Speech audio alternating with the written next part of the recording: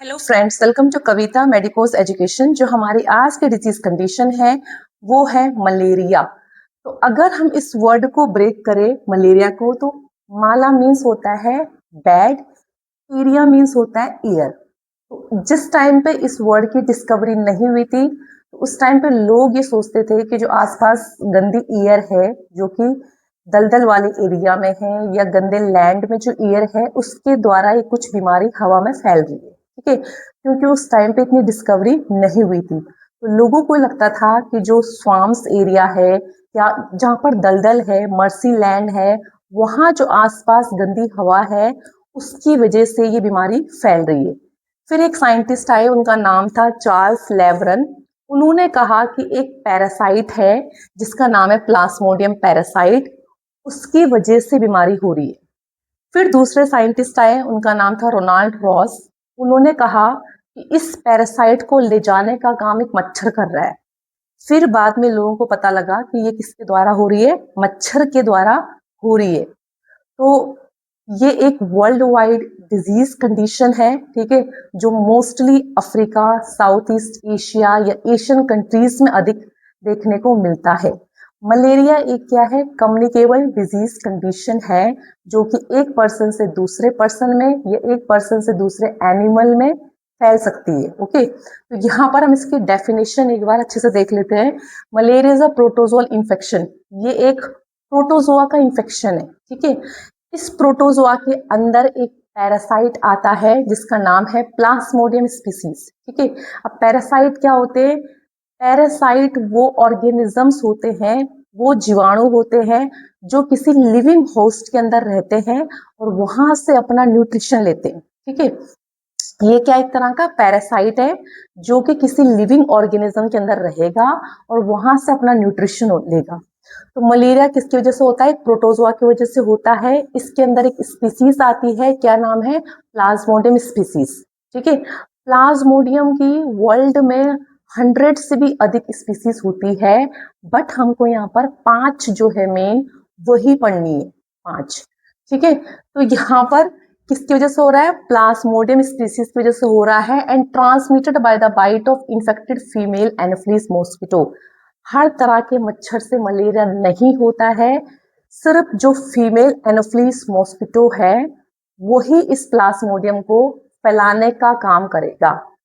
जो mail mosquito होते हैं वो ज्यादातर जो प्लांट का रस होता है या जो फूलों का नेक्टर होता है उसको ही अपना न्यूट्रिशन लेते हैं, बट जो फीमेल्स होती है इनको आगे जनरेशन को बढ़ाना है। ठीक है, इनके अंदर एग्स होते हैं, इसीलिए ये ब्लड को सक करती है हमारे अंदर से। ठीक है, जो मॉस्किटो है, मेनली फीमेल मॉस्किटो है, वो ब्लड क्यों लेती है हमसे?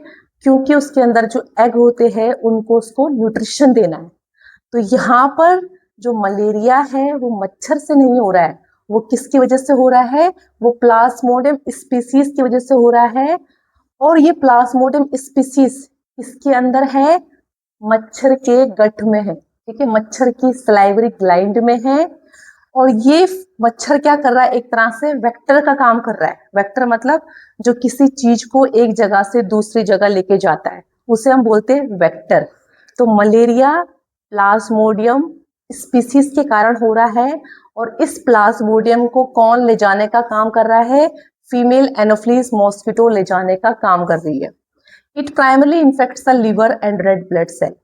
अब जब ये प्लाज्मोडियम हमारे अंदर चला जाएगा तो ये हमारे ब्लड से होते हुए हमारे लिवर को, मेनली हमारे लिवर को डैमेज करता है और फिर हमारी आरबीसी को डैमेज करता है।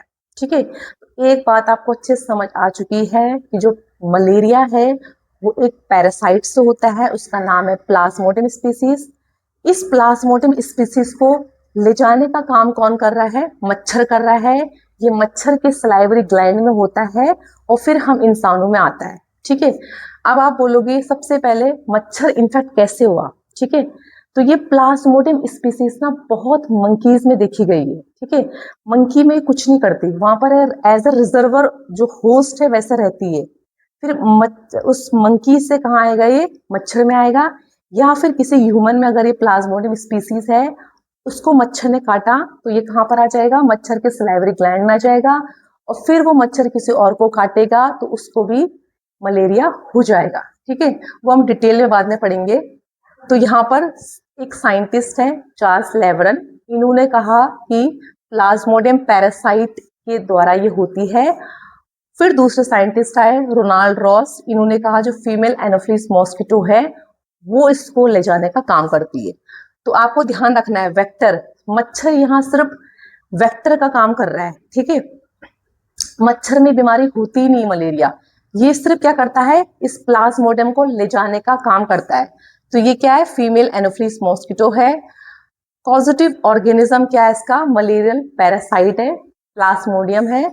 और ये किस में लेके जाएगा, ह्यूमंस में लेके जाएगा, और कई बार ये एनिमल्स में भी होती है। तो 100 स्पीसीज है प्लाज्मोडियम की, जिसमें से हम मेनली 5 जो है जो मलेरिया कॉज करती है वही पढ़ेंगे। तो प्लाज्मोडियम की कुछ स्पीसीज है। पहला यहाँ पर क्या है, प्लाज्मोडियम फेल्सीपैरम। फेल्सी नाम से पता लग रहा है फेटल, जो सबसे डेंजरस फॉर्म है मलेरिया की वो ये प्लाज्मोडियम करता है। इसका नाम है प्लाज्मोडियम फेल्सीपैरम। ठीक है, ये बहुत ही फेटल है, ये सबसे खतरनाक जो मलेरिया है वो कॉज करता है, मोस्ट सीवियर।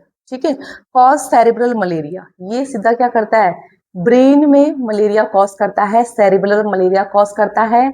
इसके अलावा एनीमिया कॉज करेगा, और कई बार किडनी डिजीज भी इससे होती है। ठीक है, ये क्या करता है, हमारी आरबीसी के जो सेल है उनको चिपका देता है। ठीक है, अगर आरबीसी की सेल्स चिपक जाएंगी तो जो ब्लड है वो ढंग से फ्लो नहीं हो पाएगा, और हमारे ब्लड वेसल्स में ढंग से नहीं जा पाएगा। ठीक है, ये आरबीसी को स्टिकी बना देती है, जिसकी वजह से आरबीसी चिपक जाएंगी और अच्छे से हमारे ब्रेन में ब्लड सप्लाई नहीं हो पाएगा। इसीलिए प्लाज्मोडियम फेल्सीपैरम को बहुत ही डेंजरस फॉर्म ऑफ मलेरिया कहा गया है। ये हमारे हर तरह की आरबीसी को इन्फेक्ट करती है। जो ये पैरासाइट है ये हमारी बॉडी में 2 जगह जाके नुकसान करेगा, पहला लिवर में, दूसरा हमारी आरबीसी को। दूसरा आता है प्लाज्मोडियम वाइवेक्स। ठीक है, वैसे इंडिया में फेल्सीपैरम और वाइवेक्स के अधिक केसेस देखे गए। ठीक है, इंडिया में होने वाले 2 ही प्लाज्मोडियम है, पहला कौन सा है फेल्सीपैरम, दूसरा कौन सा वाइवेक्स।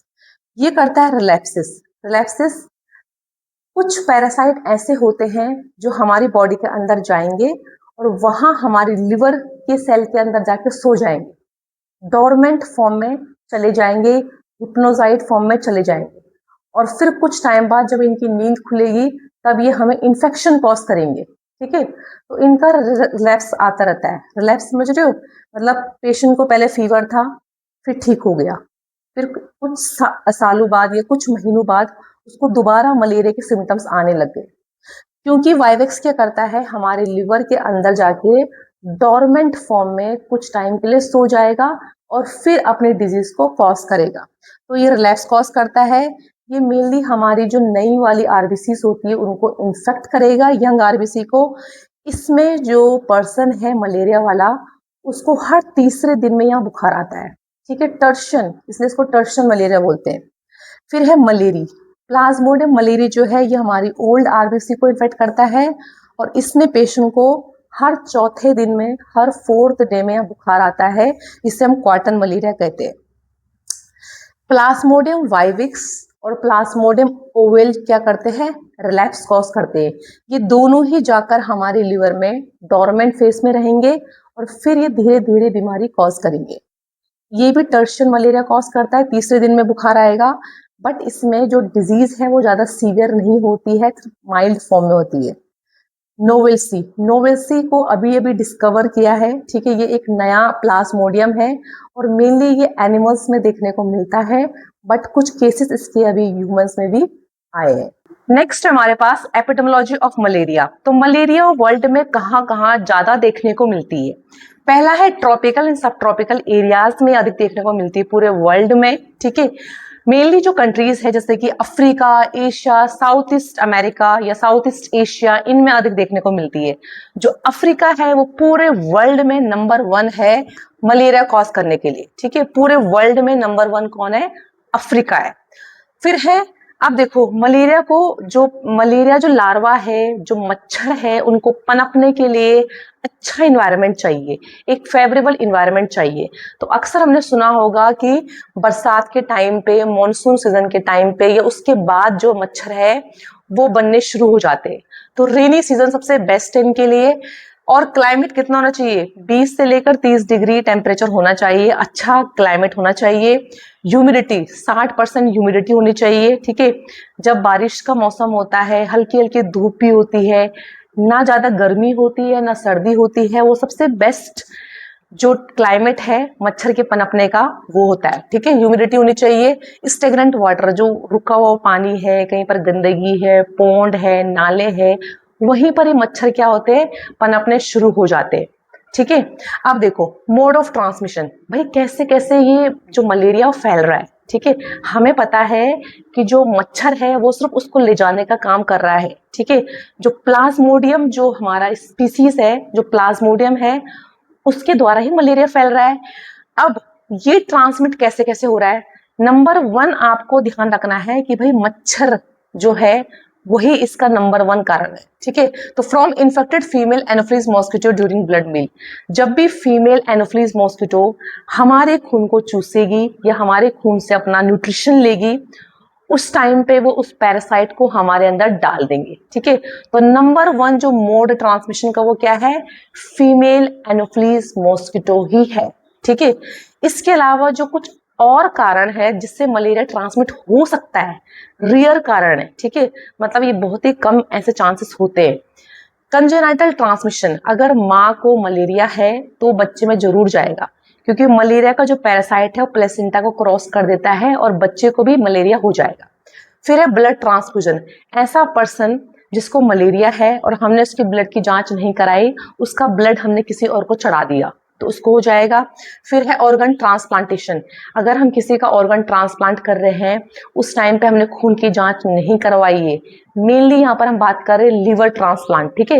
लिवर ट्रांसप्लांटेशन के दौरान ही ज्यादा होता है अगर हम प्रिकॉशन ना ले या उसकी जांच ना कराए।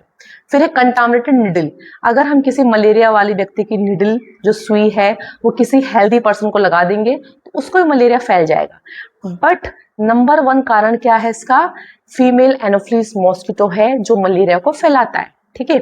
अब देखो लाइफ साइकिल ऑफ मलेरिया और पैथोफिजियोलॉजी ऑफ मलेरिया, यहाँ पर जो मैंने लाइफ साइकिल बनाई है बहुत ही सिंपल है, बहुत ही सिंपल, इसको हम डिटेल में ही पढ़ेंगे, ठीक है। तो पहले आप इसकी सिंपल वाली जो लाइफ साइकिल है मलेरिया की वो समझ लो। Infected mosquito bite healthy person, ठीक है। सपोज किसी मलेरिया को, कोई मलेरिया इन्फेक्टेड था, अब आप बोलोगे मच्छर कैसे इन्फेक्टेड हुआ, ठीक है। एक्चुअली जो पैरासाइट होता है ना, ये किसी मंकी के अंदर था पहले, ठीक है, या फिर किसी ह्यूमन के अंदर था ये पहले, वहां से ये मच्छर में आया, ठीक है।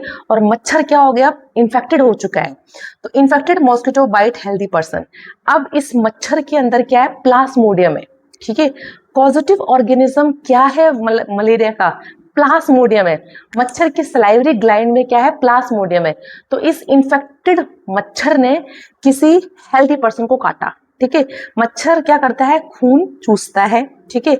वो अपनी मील, जो उसका ब्लड है, जो हमारा ब्लड है वो उसका क्या है, मील है। तो फीमेल एनोफिलीज मॉस्किटो जो कि इन्फेक्टेड है उसने हमें काटा और खून ले लिया, ठीक है। जब वो हमसे खून ले लेगी तो वो क्या करेगी, स्पोरोजॉइट को हमारे अंदर डाल देगी। प्लाज्मोडियम जो है उसकी जो एक फॉर्म है स्पोरोजॉइट, वो हमारे अंदर डाल देगी। अब ये इन्फेक्टेड वाला स्पोरोजॉइट जो है ये सीधा हमारे ब्लड से होते हुए कहाँ जाएगा, लिवर में जाएगा, और लिवर में ये मल्टीप्लाई करना शुरू कर देगा। कुछ टाइम बाद लिवर की सेल फट जाएंगी, वहां से ये बाहर आएगा और कहाँ जाएगा, पैरासाइट एंटर आरबीसी, लिवर से होते हुए हमारे आरबीसी में पहुंच जाएगा। फिर कुछ टाइम बाद हमारी जो रेड ब्लड सेल्स है वो भी इन्फेक्टेड हो चुकी है, वो फट जाएंगी। जब भी हमारी बॉडी में रेड ब्लड सेल फटती है तो उस टाइम पे हमारे अंदर मलेरिया के लक्षण बनते हैं, मलेरिया के सिम्टम्स डेवलप होते हैं। जैसे कि उस टाइम पर्सन को बुखार आएगा, फीवर होगा, चिल्स होएगा, राइगर होएगा, बॉडी में कपकपी होगी, ठीक है, वो कांपेगा, उसको बुखार होगा क्योंकि आरबीसी अंदर बस्ट हो रहे, ठीक है। जो स्पोरोजॉइट है उन्होंने आरबीसी को इन्फेक्ट कर दिया है और वो टूट गए, जैसे वो टूटते हैं तो हमें बुखार आता है, ठंड लगती है, कपकपी होती है, मलेरिया के सिम्टम आते हैं। फिर अब इस आदमी को मलेरिया हो चुका है। अब यूं मानो कोई दूसरा फीमेल एनोफिलिस मॉस्किटो था और वो उड़ के कहां पर आया, उस आदमी के पास आया। तो हेल्दी मॉस्किटो, अब दूसरा मच्छर, दूसरे मच्छर की बात कर रहे हैं, दूसरा मच्छर उड़ के आया और उसने इस मलेरिया वाले व्यक्ति को काट दिया। अब इस वाले व्यक्ति के अंदर क्या है, मलेरिया के पैरासाइट घूम रहे। कोई दूसरा मच्छर आया, उसने उसको काट दिया, ठीक है। अब किसी हेल्दी मच्छर ने उस वाले पर्सन को काटा। अब ये जो हेल्दी मॉस्किटो था, अब ये मॉस्किटो इन्फेक्टेड हो चुका है, अब ये किसी दूसरे हेल्दी पर्सन को काटेगा, फिर ये साइकिल चलता रहेगा। तो इस तरह से मलेरिया क्या होता है, ट्रांसमिट होता है एक पर्सन से दूसरे पर्सन में, इस तरह से फैलता है। अब हम नेक्स्ट पढ़ लेते हैं life cycle of malaria detail में। जो हमने पहले पढ़ा था वो बहुत simplest form of life cycle थी मलेरिया की। अब हम थोड़ा सा इसको डिटेल में पढ़ लेते हैं। अगर इसको इजी वे में समझोगे तो बहुत जल्दी समझ आ जाएगा, ठीक है। तो लाइफ साइकिल ऑफ मलेरिया क्या है, इसकी पैथोफिजियोलॉजी कैसे कैसी है, मतलब मलेरिया कैसे कैसे होता है। तो यहाँ पर देखो, ये कोई ह्यूमन बीइंग है, ठीक है। अभी ये इंसान बिल्कुल स्वस्थ है, बिल्कुल हेल्दी है। फिर यहाँ पर एक फीमेल एनोफिलीज मॉस्किटो आई, ठीक है। यहाँ पर ये मैंने मच्छर बना रखा है, ये फीमेल एनोफिलीज मॉस्किटो आई, जिसके अंदर क्या है, प्लाज्मोडियम है, ठीक है। जो ऑर्गेनिज्म है जिसके द्वारा मलेरिया हो रहा है वो इस मच्छर के सलाइवरी ग्लैंड में, ठीक है। अब ये फीमेल एनोफिलीज मॉस्किटो इन्फेक्टेड है, इसके सलाइवरी ग्लैंड में क्या है, प्लाज्मोडियम है, ओके। इसने आके इस इंसान को काटा, ठीक है। मच्छर क्यों काटता है, मच्छर हमसे ब्लड लेता है। जो फीमेल एनोफिलीज मॉस्किटो होती है वो हमसे खून लेती है ताकि वो अपने एग्स को न्यूट्रिशन दे सके, ठीक है। तो यहाँ पर इस मच्छर ने इस इंसान को काटा और इसका खून ले लिया। तो जब मच्छर हमसे ब्लड को लेता है तो वो अपने स्लाइवा के थ्रू वहां क्या डालता है, स्पोरोजॉइट डालता है। अब स्पोरोजॉइट क्या है, प्लाज्मोडियम की जो इन्फेक्टेड फॉर्म है उसको हम स्पोरोजॉइट बोलते हैं। क्या बोलते हैं, स्पोरोजॉइट। ये मच्छर क्या कर रहा है, ब्लड को ले रहा है और साथ में अपने सलाइवा के साथ उस इंसान के अंदर क्या डाल रहा है, स्पोरोजॉइट डाल रहा है, ताकि जो ब्लड है वो क्लॉट ना हो। सलाइवा क्यों निकालता है ब्लड में, ताकि जिस टाइम पे खून चूसेगा उस टाइम पे वो ब्लड क्लॉट ना हो, ठीक है। नहीं तो ब्लड क्लॉट हो जाएगा, खून नहीं चूस पाएगा। तो जैसे ही मच्छर ने यहाँ पर ब्लड सक किया, उसने अपने सलाइवा के साथ यहाँ पर क्या डाल दिया, स्पोरोजॉइट डाल दिया, जो कि इंफेक्टेड फॉर्म है प्लाज्मोडियम की। अब इस इंसान के अंदर क्या आ चुका है, स्पोरोजॉइट आ चुके हैं। मॉस्किटो बाइट, इसको काटा मच्छर ने एंड रिलीज स्पोरोजॉइट, और मच्छर ने अपने सलाइवा के साथ इसके अंदर क्या डाल दिए, स्पोरोजॉइट डाल दिए। ये स्पोरोजॉइट हमारे ब्लड सर्कुलेशन से या फिर हमारे लिम्फ के सर्कुलेशन से कहाँ जाएगा, सीधा पहले ये हमारे लीवर को अटैक करता है। किसको अटैक करता है, लीवर को। और लीवर की सेल को हम क्या बोलते हैं, हिपैटिक सेल। क्या बोलते हैं, हिपैटिक सेल। तो अब ये स्पोरोजॉइट सबसे पहले कहाँ जाएगा, हमारे लीवर में जाएगा और लीवर के हिपैटिक सेल में जाएगा, ठीक है। यहाँ पर ये अपना घर बना लेगा, ठीक है। क्या बना लेगा, अपना घर बना लेगा। और यहाँ पर ये क्या करेगा, हल्का हल्का मोटा हो जाएगा, ठीक है। इस वाली फॉर्म को हम बोलते हैं साइजोन्ट। क्या बोलते हैं, साइजोन्ट। जब ये स्पोरोजॉइट जाता है हमारी लिवर के हिपैटिक सेल में बैठ जाता है, हल्का सा वहां ये मोटा हो जाएगा, उस वाली फॉर्म को हम क्या बोलते हैं, साइजोन्ट बोलते हैं। साइजोन्ट का मतलब होता है कि जब स्पोरोजॉइट वहां क्या हो रहे, डिवाइड हो रहे, वो मल्टीपल फिशन कर रहे हैं, या फिर इसको आप क्या बोल सकते हो, यहाँ पर ये एसेक्सुअल रिप्रोडक्शन कर रहे, मतलब अपनी जनसंख्या लगातार बढ़ा रहे, 2 से 4, 4 से 8, 8 से 16, ये लगातार यहाँ पर डिवाइड हो रहे, मल्टीपल फिशन कर रहे हैं, एसेक्सुअल रिप्रोडक्शन कर रहे हैं, ठीक है, और अपनी जनसंख्या बढ़ा रहे। जब ये हमारे लिवर की सेल को इन्फेक्ट कर देगा तो एक टाइम ऐसा आएगा कि हमारी लिवर सेल क्या हो जाएगी, फट जाएगी, ठीक है, रप्चर हो जाएगी। तो यहाँ पर जैसे लिवर सेल रप्चर हो गई तो अब इन स्पोरोजॉइट को हम क्या बोलते हैं, मीरोजॉइट, ठीक है। तो लिवर की सेल से क्या निकले, अब मीरोजॉइट निकले, ओके। यहाँ पर मीरोजॉइट निकले, यहाँ पर कुछ मीरोजॉइट क्या करेंगे, दोबारा से जो हेल्दी वाली सेल्स होती लिवर की उनको इन्फेक्ट करना शुरू कर देंगे, ठीक है। और कुछ मीरोजॉइट क्या करेंगे, सीधा हमारी ब्लड वेसल्स में आ जाएंगे, ठीक है।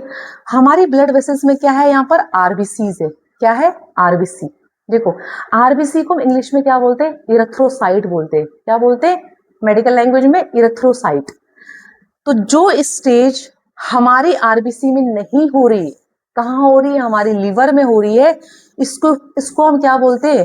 प्री इरेथ्रोसाइटिक स्टेज, मतलब आरबीसी से पहले होने वाली स्टेज। प्री मतलब पहले होने वाली स्टेज, इसीलिए इस स्टेज को हम क्या बोलेंगे? Pre erythrocytic stage. अब हमने शुरुआत में पढ़ा था कि जो वाइवेक्स होता है और जो ओवेल होता है, वो प्लाज्मोडियम हमारी लीवर में जाके सो जाते हैं। ठीक है, कौन कौन से? वाइवेक्स और ओवेल। ये हिप्नोजॉइड फॉर्म में रहते हैं, डोरमेंट फेस में रहते हैं, और ये सालों साल हमारे लीवर में सो जाएंगे। उस आदमी को मलेरिया है पर उसमें कोई भी लक्षण नहीं आएगा, क्योंकि उसमें कौन सा प्लाज्मोडियम है? वाइवेक्स और ओवेल। ठीक है, ये नॉलेज के लिए था आपके लिए। तो अब देखो, यहाँ पर ये स्पोरोजॉइट लगातार अपनी जनसंख्या बढ़ाई, हमारे लिवर सेल टूटे, वहां से मीरोजॉइट निकले। कुछ मीरोजॉइट हमारी दूसरी नई वाली लिवर सेल को इन्फेक्ट करेंगी, और कुछ मीरोजॉइट सीधा कहाँ आएंगी? हमारी आरबीसी में आएंगी। ठीक है, अब यहाँ पर ये स्टेज हो रही है हमारी कहाँ? आरबीसी में। आरबीसी को क्या बोलते हैं? इरेथ्रोसाइट बोलते हैं। इसीलिए इस स्टेज को हम क्या बोलेंगे? इरेथ्रोसाइटिक स्टेज बोलेंगे। अब यहाँ पर मीरोजॉइट अपने रूप को, अपने फॉर्म को चेंज कर लेगी। आपने चीज नोटिस करी, ये स्पोरोजॉइट लगातार अपने फॉर्म को चेंज कर रहा है। क्यों? तभी तो जो हमारा इम्यून सिस्टम है वो उसको पहचान नहीं पाता है, इसको मार नहीं पाता है। हमको बाहर से मलेरिया की दवाई लेनी पड़ती है। ठीक है, क्योंकि ये बहुत चालाक है, ये लगातार अपनी फॉर्म को चेंज कर रहा है। शुरुआत में स्पोरोजॉइट था, लिवर के अंदर आया, और ये क्या बन गया? मीरोजॉइट बन गया। ठीक है, फिर ये हमारे ब्लड में आया, हमारी आरबीसी में आया। कुछ टाइम बाद ये क्या बन गया? ट्रोफोजॉइट बन गया। ट्रोफोजॉइट कौन सी फॉर्म है? जिसमें अपने न्यूक्लियस को साइड में फेंक देगा और ऐसा एक रिंग लाइक स्ट्रक्चर बना देगा। इस स्टेज को हम बोलते हैं ट्रोफोजॉइट। बहुत सिंपल है, स्पोरोजॉइट था। ठीक है, लिवर में आया, लिवर में लगातार मल्टीप्लाई किया, मीरोजॉइट बनाया, मीरोजॉइट हमारे आरबीसी में आए, वो क्या बन गए? ट्रोफोजॉइट बन गए, रिंग स्ट्रक्चर बन गए। ठीक है, अब हमारे यहाँ पर आरबीसी इंफेक्टेड हो गई। जब आरबीसी में भी क्या होगा? दोबारा से ये मल्टीप्लाई होंगे। आरबीसी के अंदर लगातार ये अपनी जनसंख्या बढ़ा रहे हैं, एसेक्सुअल रिप्रोडक्शन कर रहे हैं, जिसको मल्टीपल फिशन बोलते हैं। तो लगातार हमारी आरबीसी में ये क्या कर रहे हैं? लगातार मल्टीप्लाई हो रहे। जब हमारी आरबीसी भर जाएगी पूरी तरह से, तो ये फट जाएगी। ठीक है, जब बहुत सारे ट्रोपोजाइट लगातार डिवाइड हो रहे, लगातार मल्टीप्लाई कर रहे, एक टाइम ऐसा आएगा आरबीसी फट जाएगी। आरबीसी के फटने से हमारे ब्लड में क्या निकलता है? हीमोजॉइन निकलता है। ठीक है, इसी हीमोजॉइन की वजह से पेशेंट के अंदर मलेरिया के लक्षण आते हैं। ठीक है, उसके साइन एंड सिम्टम्स क्यों आते हैं? जब आरबीसी टूटती है, रप्चर होती है, तो वो हीमोजॉइन निकालती है। इसी हीमोजॉइन के निकलने से हमें बुखार आता है, चिल्स आता है, बॉडी में कपकपी होती है। ठीक है, राइगर फॉर्मेशन होता है। तो यहाँ पर आरबीसी टूट गया। अब यहाँ पर दो किस्मत है, यहाँ पर दो किस्मत है कि पहला कि कुछ मीरोजॉइट निकलेंगे और हमारी नई वाली आरबीसी को इन्फेक्ट करना शुरू करेंगे, और वहां पर वो दोबारा से मल्टीप्लाई करना शुरू करेंगे। ठीक है, कुछ मीरोजॉइट निकलेंगे। ट्रोफोजॉइट किसने बदल गया? मीरोजॉइट में, दोबारा से मीरोजॉइट बन गया। ठीक है, दोबारा से क्या बन गया? मीरोजॉइट बन गया। कुछ मीरोजॉइट हमारी नई वाली आरबीसी को इन्फेक्ट करना शुरू करेंगे, और कुछ मीरोजॉइट यहाँ पर गैमिट बनाएंगी। क्या बनाएंगी? गैमिट बनाएंगी, सेक्स सेल बनाएंगी, सेल। ठीक है, तो छोटे वाले जो गैमिट होते हैं उन्हें बोलते हैं micro, small, MICRO, micro gamete. ठीक है, जो बड़ा वाला होगा उसको बोलेंगे female gamete, macro. Macro means big one. ठीक है, तो कुछ बनाएंगे बड़े वाले गैमिट जो होंगे फीमेल गैमिट। अब इस इंसान के अंदर पूरे ब्लड में क्या घूम रहे? मीरोजॉइट घूम रहे हैं और गैमिट घूम रहे हैं। अब इस इंसान के अंदर मलेरिया के लक्षण भी आ रहे। ठीक है, अब ऐसा मान के चलो यहाँ पर एक नया मच्छर आया। ठीक है, दूसरा मच्छर है, वो वाला मच्छर नहीं है, ये दूसरा मच्छर है। ये दूसरी फीमेल एनोफिलीज मॉस्किटो है। अब इसने क्या करा? इस मलेरिया वाले इंसान का ब्लड लिया। ठीक है, जब ये इस मलेरिया वाले व्यक्ति का ब्लड लेगी, तो ये दोनों गैमिट इस मच्छर के अंदर आ जाएंगे, इस फीमेल एनोफिलीज मॉस्किटो के अंदर आ जाएंगे। ठीक है, अब जो दूसरी लाइफ साइकिल चलेगी ना, वो मच्छर के अंदर चलेगी, सेक्सुअल वाली। ठीक है, जो मच्छर है उसमें डायजेनेटिक लाइफ साइकिल होती है। डायजेनेटिक मतलब ऐसी लाइफ साइकिल जिसके लिए 2 लोग चाहिए कंप्लीट होने के लिए, ठीक है। पहला तो हम हो गए, ह्यूमन बीइंग हो गए, जिसके अंदर एसेक्सुअल रिप्रोडक्शन हो रहा लगातार, ठीक है। जब ये गैमेट ब्लड के थ्रू दूसरे मच्छर के अंदर आएंगे, अब ये गैमेट का सेक्सुअल रिप्रोडक्शन होगा। अब वो किसके अंदर हो रहा है? वो मच्छर के अंदर हो रहा है, ठीक है। एसेक्सुअल साइकिल तो ह्यूमन बीइंग के अंदर होती है और सेक्सुअल साइकिल किसके अंदर हो रही है? मच्छर के अंदर हो रही है। अभी दूसरा मच्छर कहीं से उड़ते हुए आया, उसने इस मलेरिया वाले व्यक्ति का खून ले लिया, ठीक है। जैसे इसने ब्लड लिया तो ये दोनों गैमेट अब इस मच्छर के अंदर आ गए। अब सेक्सुअल साइकिल कहाँ होगा? इस मच्छर के अंदर होगा। Mosquito takes blood meal, mosquito ने खून लिया, साथ में क्या ले लिया? गैमेट ले लिए। माइक्रो छोटा मेल गैमिट, मैक्रो बड़ा वाला फीमेल गैमिट, दोनों में फर्टिलाइजेशन होगा। फर्टिलाइजेशन से क्या बनता है? जाइगोट बनता है, ठीक है। जाइगोट कुछ टाइम बाद किसमें परिवर्तित हो जाएगा? किसमें बदल जाएगा? ऊकाइनेट में, ठीक है। जो जाइगोट हल्का सा लंबा होता है, लॉन्गिट्यूड फॉर्म में होता है, उसे हम बोलते हैं ऊकाइनेट, ठीक है। ये ऊकाइनेट सीधा कहाँ जाएगा? मच्छर के स्टमक लाइनिंग में जाएगा, मच्छर के गट में जाएगा, ठीक है। सेक्सुअल रिप्रोडक्शन कहाँ हो रही है? सेक्सुअल रिप्रोडक्शन मच्छर के अंदर हो रही है, ठीक है। तो यहाँ पर ये ऊकाइनेट जो जाइगोट था वो किस में बदल गया? ऊकाइनेट में। हल्का सा लंबा हो गया और सीधा ये पेनिट्रेट कहाँ करेगा? स्टमक की लाइनिंग में, मच्छर के स्टमक की लाइनिंग में, या आप बोल सकते हो मच्छर के गट में, ठीक है। फिर ये ऊकाइनेट किस में बदल जाएगा? ऊसिस्ट में। अब इस ऊसिस्ट के अंदर ना बहुत सारे प्लास्मोडियम है, उसकी छोटी फॉर्म कौन सी है? स्पोरोजॉइट। तो इस ऊकाइनेट बदल जाएगा ऊसिस्ट में। ऊसिस्ट के अंदर बहुत सारे स्पोरोजॉइट है, ठीक है। कुछ टाइम बाद ये स्पोरोजॉइट फट जाएगा और सारे के सारे जो स्पोरोजॉइट है वो कहाँ जाएंगे? पेट से होते हुए, मच्छर के स्टमक लाइनिंग से होते हुए कहाँ जाएंगे? मच्छर के स्लाइवरी ग्लैंड में जाएंगे, ठीक है। मच्छर के पेट से होते हुए कहाँ जाएंगे? मच्छर के स्लाइवरी ग्लैंड में जाएंगे। अब इस मच्छर के अंदर क्या है? स्पोरोजॉइट है। प्लाज्मोडियम की कौन सी फॉर्म है? स्पोरोजॉइट फॉर्म है। इस मच्छर के गट में क्या है? स्पोरोजॉइट है। अब ये फीमेल एनोफिलीज मॉस्किटो उस स्पोरोजॉइट को कहाँ लेके जाएगी? किसी दूसरे इंसान में लेके जाएगी जो हेल्दी है, और उसको काटेगी, उससे ब्लड लेगी और दोबारा से अपने स्पोरोजॉइट कहाँ डाल देगी? किसी और व्यक्ति में डाल देगी, ठीक है। और ये लाइफ साइकिल इस तरह से चलता रहेगा। तो मॉस्किटो अपनी लाइफ साइकिल को 2 लोगों में कंप्लीट करता है। पहला कौन है? ह्यूमन बीइंग या फिर एनिमल। दूसरा कौन है? खुद मच्छर, खुद मॉस्किटो। एसेक्सुअल रिप्रोडक्शन कहाँ हो रहा है? ह्यूमन बीइंग में हो रहा है। और सेक्सुअल रिप्रोडक्शन कहाँ हो रहा है? मच्छर में हो रहा है, ठीक है। ये था लाइफ साइकिल ऑफ मलेरिया। अब हम मलेरिया की लाइफ साइकिल को बहुत ही इजी फ्लो चार्ट की हेल्प से पढ़ेंगे। ये बहुत इजी है समझने में, ठीक है। तो जो मलेरिया है वो अपनी लाइफ साइकिल को 2 लोगों के अंदर कंप्लीट करता है, 2 होस्ट के अंदर कंप्लीट करता है। इसीलिए इसको हम क्या बोलते हैं? डाइजेनेटिक बोलते हैं, ठीक है। जब कोई अपनी लाइफ साइकिल को 2 लोगों के अंदर कंप्लीट करता है उसको हम बोलते हैं डाइजेनेटिक। तो यहाँ पर जो मॉस्किटो है वो अपनी लाइफ साइकिल को 2 लोगों में कंप्लीट कर रहा है। पहला हम ह्यूमन बीइंग हो गए, दूसरा खुद क्या हो गया? मच्छर हो गया, ठीक है। बहुत ही इजी ये फ्लो चार्ट है, बहुत इजी तरीके से आपको समझ आ जाएगा, ठीक है। ऐसा मानो कि यहाँ पर कोई एक हेल्दी पर्सन है, ठीक है, उसको भी मलेरिया बिल्कुल नहीं है। तो यहाँ पर ये हेल्दी पर्सन है, इसको किसी फीमेल एनोफिलीज मॉस्किटो ने काटा।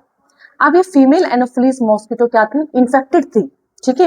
ये जो मच्छर है फीमेल एनोफिलीज मॉस्किटो है, ये इन्फेक्टेड है। इसके सलाइवरी ग्लैंड में क्या है? प्लाज्मोडियम है, और वो किस फॉर्म में है? स्पोरोजॉइट फॉर्म में।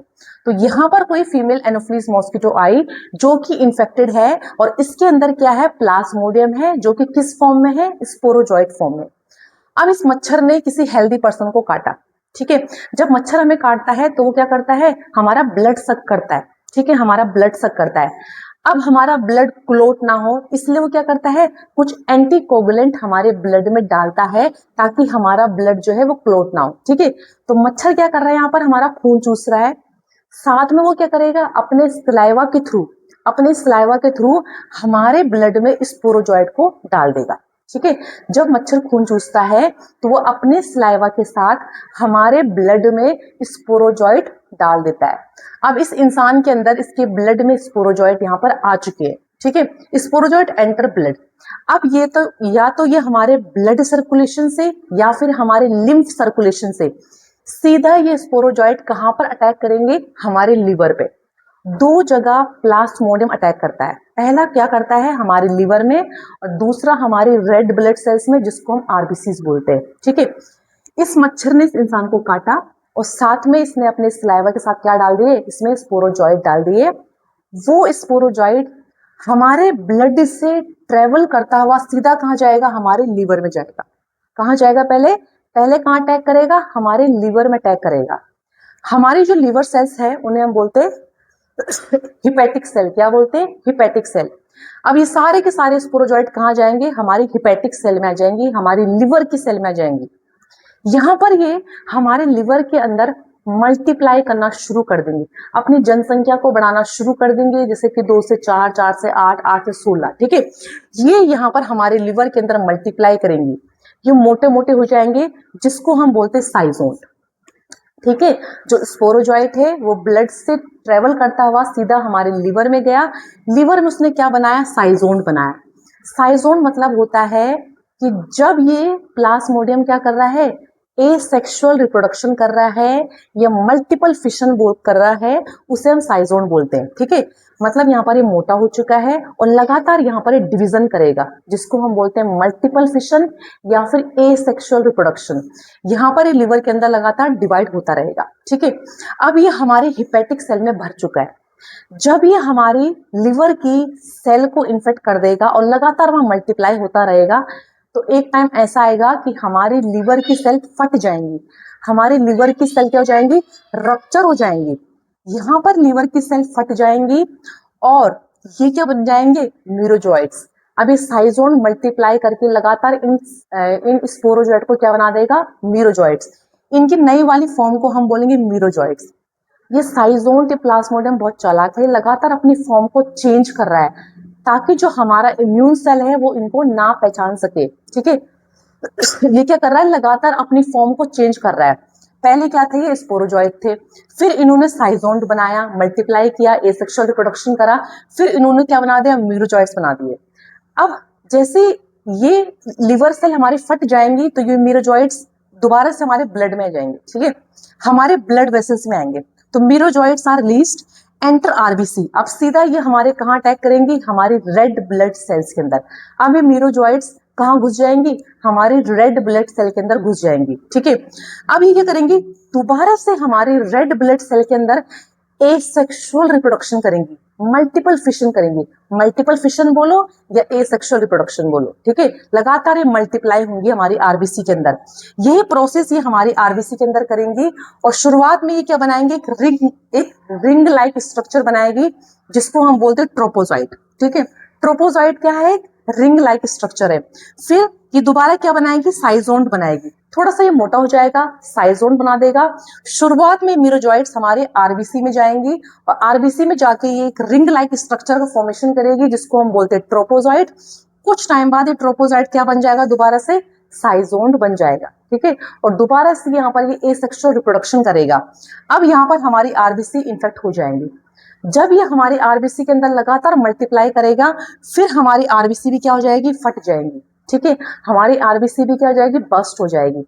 जैसे हमारी बॉडी में आरबीसी फटती है, बस्ट होती है, तो आरबीसी के फटने से एक पिगमेंट निकलता है, जिसको हम बोलते हैं हीमोजॉइन। क्या बोलते हैं?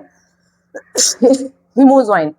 इसी हीमोजॉइन की वजह से हमें मलेरिया के सिम्टम्स आते हैं। ठीक है, इसी हीमोजॉइन की रिलीज की वजह से हमारे अंदर बुखार आता है, हमें फीवर आता है, ठंड लगती है, कपकपी लगती है। ठीक है, फीवर, चिल्स, राइगर, जो भी मलेरिया के सिम्टम्स है हमें क्यों आते हैं? इस हीमोजॉइन की रिलीज होने से। और ये हीमोजॉइन कब निकलता है? जब हमारी आरबीसी बस्ट होती है, फटती है। ठीक है, अभी हीमोजॉइन निकलता है। साथ में इस साइजोन दोबारा सब क्या बनाएगा? दोबारा से साइजोन एसेक्सुअल रिप्रोडक्शन करके मीरोजॉइट्स बना देगा। ठीक है, हमारी आरबीसी फटी, इसमें से दो चीजें निकली, पहला हीमोजॉइन, दूसरा मीरोजॉइट्स। अब यहाँ पर दो किस्मत है। दो किस्मत कौन सी है? कुछ मीरोजॉइट्स निकलेंगी और हमारी जो नई वाली हेल्दी आरबीसी है उनको इन्फेक्ट करेंगी। ठीक है, और दोबारा से फटेंगी। ये साइकिल चलता रहेगा। ठीक है, कुछ आरबीसी क्या कर रही है? हमारी नई वाली आरबीसी को इन्फेक्ट कर रही है और उनको दोबारा से फाड़ रही है। ठीक है, कुछ तो यहाँ पर मीरोजॉइट्स नई वाली आरबीसी को इन्फेक्ट करेंगी। बट यहाँ पर दूसरी किस्मत क्या है कि कुछ आरबीसी क्या करेंगी? गैमेट बना देंगी। कुछ मीरोजोइट्स क्या करेंगे, यहाँ पर गैमेट का फॉर्मेशन कर देंगे। छोटे छोटे जो गैमेट्स होते हैं वो मेल गैमेट्स होते हैं, जो बड़ा होगा वो फीमेल गैमेट होगा। ठीक है, मेल गैमेट माइक्रो छोटा, फीमेल गैमेट बड़ा मैक्रो, मैक्रो मीन्स बड़ा। ठीक है, तो यहाँ पर कुछ मीरोजोइट्स ने क्या मिलकर बना दिया, गैमेट्स। अब इस इंसान के अंदर मलेरिया के सिम्टम्स आएंगे। ठीक है, इसके ब्लड में क्या है, गैमेट से, मेल गैमेट और फीमेल गैमेट। अब ऐसा मान के चलो ये मलेरिया वाला पर्सन है। ठीक है, इस मलेरिया वाले व्यक्ति को किसी दूसरे मच्छर ने, किसी दूसरे फीमेल एनोफिलिस मॉस्किटो ने आके काटा। ठीक है, यहाँ पर एक है दूसरा फीमेल एनोफिलिस मॉस्किटो है। अब इस मॉस्किटो के अंदर कोई भी प्लाज्मोडियम नहीं है, कोई भी स्पोरोजॉइट नहीं है। जब ये मच्छर इस मलेरिया वाले व्यक्ति को काटेगा तो ब्लड के साथ ये क्या ले लेगा, गैमेट्स ले लेगा, क्योंकि इस इंसान के अंदर क्या है, गैमेट्स भी तो है, मेल गैमेट है, फीमेल गैमेट है। तो जब दूसरा हेल्दी एनोफिलिस मॉस्किटो आएगा, इस मच्छर का ब्लड को सक करेगा, ब्लड को लेगा, तो साथ में क्या जाएंगे, गैमेट्स आ जाएंगे। अब जो सेक्सुअल रिप्रोडक्शन की साइकिल है वो मच्छर के अंदर होगी। ह्यूमन बींग के अंदर क्या हुआ, एसेक्सुअल रिप्रोडक्शन हुआ। ठीक है, जहां जहां हमने पढ़ा पूरा क्या हुआ, एसेक्सुअल रिप्रोडक्शन हुआ। सेक्सुअल रिप्रोडक्शन किसके अंदर होगा, मच्छर के अंदर होगा। इस मच्छर ने जैसे इसका खून चूसा, साथ में इसने क्या ले लिए, गैमेट ले लिए। अब ये गैमेट इस मच्छर के अंदर आ चुके हैं। ठीक है, अब ये मच्छर क्या करेगा, another mosquito bytes infected person, और मॉस्किटो ने क्या ले लिए, गैमेटोसाइट्स ले लिए। अब मच्छर के अंदर सेक्सुअल रिप्रोडक्शन होगा, ये दोनों गैमेट आपस में फ्यूज हो जाएंगे। ठीक है, दोनों गैमेट आपस में फ्यूज हो जाएंगे, फर्टिलाइजेशन हो जाएगा। फर्टिलाइजेशन होगा तो जाइगोट बनेगा। क्या बनेगा, जाइगोट। जाइगोट कुछ टाइम बाद किसमें बदल जाएगा, ऊकाइनेट में। जैसे ही जाइगोट हल्का सा लंबा हो जाता है, इलोंगेटेड फॉर्म में हो जाता है, इसे हम क्या बोलते हैं, ऊकाइनेट बोलते हैं। क्या बोलते हैं, ऊकाइनेट। ये ऊकाइनेट क्या करेगा, सीधा मच्छर के मिटगढ़ में जाएगा। मिटगढ़ मतलब स्टमक की लाइनिंग में जाएगा। ठीक है, जाइगोट से फिर क्या बन जाएगा, ऊकाइनेट। जाइगोट जब हल्का सा लंबा हो जाएगा उसको ऊकाइनेट बोलते हैं। ये ऊकाइनेट कहाँ जाएगा, मच्छर के स्टमक की लाइनिंग में जाएगा, या फिर आप बोल सकते हो उसके मिडगट में जाएगा। वहां पर जाके ये किसमें बदल जाएगा, oocyst में। इसी oocyst के अंदर स्पोरोजॉइट भरे हुए होते हैं। ठीक है, इसी oocyst के अंदर स्पोरोजॉइट्स फिल्ड होते हैं। अब क्या होगा, कुछ टाइम बाद ये oocyst फट जाएगा, oocyst बस्ट होगा। जैसे ये फटेगा तो इससे क्या निकलेंगे, बहुत सारे स्पोरोजॉइट्स निकलेंगे, और ये सारे sporozoites moves to salivary gland of mosquito. ये सारे स्पोरोजॉइट फिर ट्रेवल करते हुए मच्छर के पेट से होते हुए सीधा कहाँ जाएंगे, इसके सलाइवरी ग्लैंड में। मच्छर के सलाइवरी ग्लैंड में क्या भर चुकी है, अब स्पोरोजॉइट भर चुके हैं। अब जैसे ये मच्छर किसी दूसरे हेल्दी पर्सन को काटेगा, जैसे ये इन्फेक्टेड फीमेल एनोफिलिस मॉस्किटो किसी दूसरे हेल्दी पर्सन को काटेंगी, तो ये क्या करेंगे, उन स्पोरोजॉइट को उसके अंदर डाल देंगी। इस तरह से उस इंसान को भी मलेरिया हो जाएगा। तो ये था यहाँ पर बहुत ही easy way flow chart of malarial life cycle. अगर आपको मेरी वीडियोस पसंद आती तो प्लीज चैनल को लाइक, शेयर एंड सब्सक्राइब जरूर करना। And thank you so much for watching my videos.